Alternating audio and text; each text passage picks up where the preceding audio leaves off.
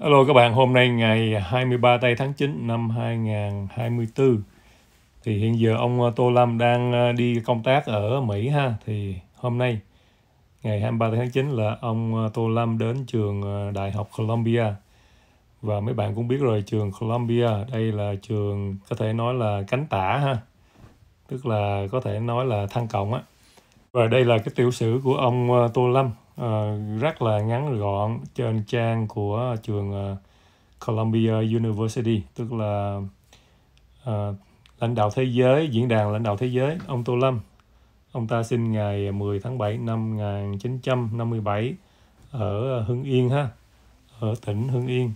Ông là người Kinh và ông được nhập vào đảng ngày 22 tây tháng 8 1981. Và ông ta vấn đề học hành, ông ta là giáo sư, có bằng tiến sĩ luật, nghe quen quen ha, giáo sư tiến sĩ luật. Và phần còn lại dưới đây là những cái chức vụ của ông ta. Và cuối cùng, tức là năm nay ông ta trở thành chủ tịch nước cũng như là tổng bí thư nước. Và hôm nay sau khi ông ta đứng lên nói chuyện với học sinh trường này á, thì ông ta ngồi lại với các người MC, nữ MC, tức là bà gốc Việt Nam ha, người Mỹ gốc Việt. Bà đồng thời cũng là giáo sư trường này chuyên về Việt Nam. Bà ta tên là hình như là Nguyễn Hằng Liên nếu mà dịch ra tiếng Việt. Và trong cái cuộc mà hỏi đáp như thế này thì chỉ có 2 câu hỏi. Và mình nghĩ là câu hỏi này ông Tô Lâm đã có trước ha. Cho nên ông ta cầm cái sổ đã ghi những cái câu sẽ trả lời vân vân. Và cái câu hỏi đầu tiên bà này hỏi ông Tô Lâm là cái câu nói của ông Võ Văn Kiệt á, tức là sau 7/15 là ông Kiệt nói là có 1 triệu người vui và đồng thời cũng có 1 triệu người buồn. Tức là bà ta nói vấn đề hòa hợp, hòa giải. Nhưng mà nếu mà bạn nghe ông Tô Lâm trả lời thì có thể là thất vọng ha. Trả lời vòng vòng chẳng đâu ra đâu hết á. Thì cái câu thứ nhì bà ta hỏi vấn đề Trung Quốc. Thì sau khi hỏi là mấy bạn có thể thấy là ông Tô Lâm lúng túng, tuy rằng ông ta có cái câu hỏi trước. Ok mấy bạn, xin mời mấy bạn xem cuộc nói chuyện giữa ông Tô Lâm và bà giáo sư Columbia.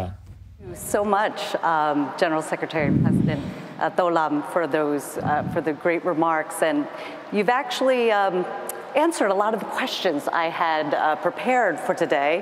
So I'm going to go right to one that is very personal to me, and it's also one that hits on what I do professionally. I am a historian of the Vietnam War, and even though so many of my students are here, I'm just going to share this with you. I was born at the tail end of that war, so my students now know exactly how old I am, almost 50. And so my question to you is, for me, very poignant that I am sitting here on the stage with you. And that is, of course, we're entering close to the anniversary of April 30th, 2025, which marks the 50th anniversary of the end of the Vietnamese War. Now, writing about that anniversary in 2004, a few years before his death, Mr. Võ Văn Kiệt wrote that April 30th is a day on which, quote, 1 million people are happy and 1 million are sad, end quote. Many in Vietnam and in the Vietnamese community overseas applauded Mr. Kiệt for his statement. One reason why his comment was so striking is that it would appear that the Vietnamese government has been much more willing to acknowledge the loss and sufferings of Americans who were killed in the war, as evidenced by the many decades of cooperation between the US and Vietnamese militaries to account for missing soldiers on both sides, than it has been to acknowledge the loss experienced by those in the former Republic of South Vietnam. In the spirit of reconciliation between Vietnamese, how would you go about promoting reconciliation between Vietnamese under your leadership?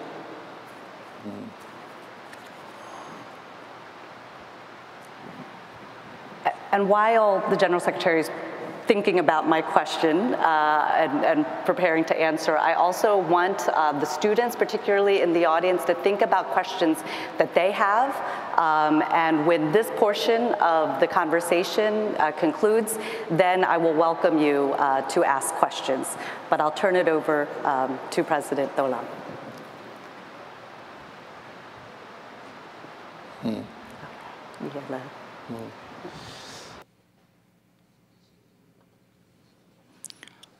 Well, thank you, Madam, for your question. In my speech, I also touched upon the Vietnam-US relations. And we respected each other, and we were forward-looking.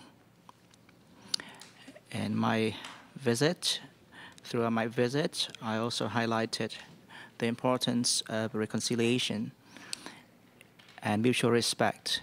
And it was shared and echoed by many American officials. Well, the war in Vietnam ended nearly 50 years ago. What happened in the past, as I said, past is never forgotten. But from the past, we distilled lessons and we set the vision for the future, the path forward for peace, stability of the country, of my people, and serving those the American people and the world at large. So those trends are not only found in Vietnam, but also in the United States. The American people share that aspiration for peace and stability. And those has become the prevailing trend globally.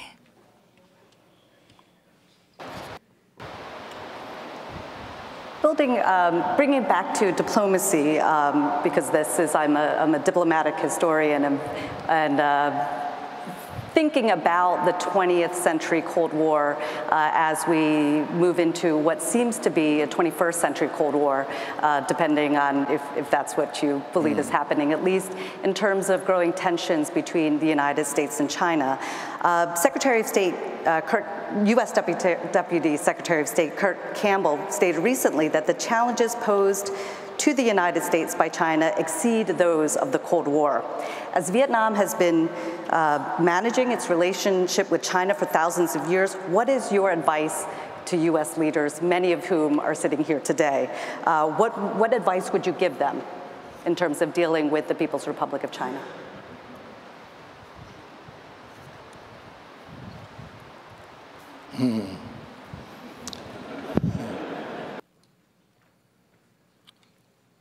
Well, thank you for that question.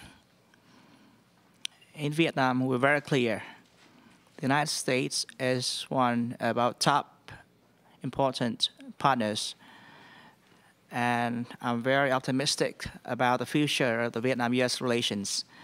30 years ahead, as a historian, you'll be able to see even bigger progress in the relations between Vietnam and the US, compared with what we achieved in the past 30 years. I'm confident in that perspective, and it has many grounds. And I'm certain that American leaders, they possess the wisdom to know what is best for their national interest while contributing to the global peace, cooperation, and development. The experience of my nation teaches us that when approached with goodwill, grounded in mutual respect, mutual understanding, respecting each other's legitimate interest, if we listen to each other attentively, if we foster a culture of dialogue, there's no problem that is not surmountable. If we understand each other's, if we put ourselves in each other's shoes, and all problems can be resolved peacefully. Vietnam enjoys good relations with both China and the United States. And like many other countries in the region and the world,